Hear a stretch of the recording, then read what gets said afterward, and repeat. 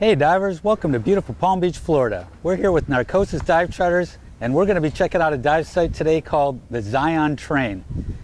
Take a look at the dive briefing for a good idea of what to expect on your dive.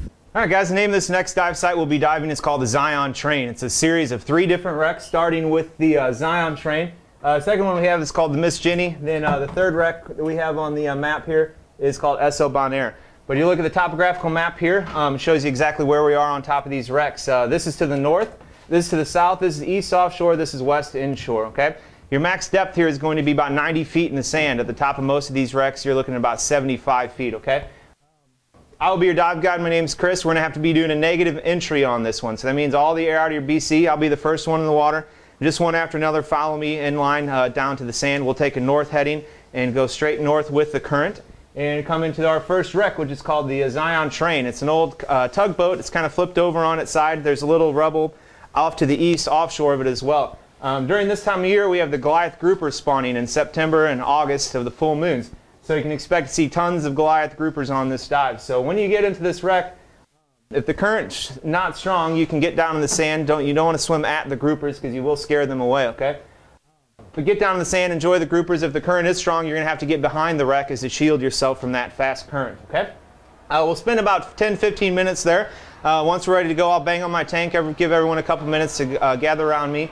Then we'll leave there and we'll head straight north to the Miss Jenny, and it's a flat barge.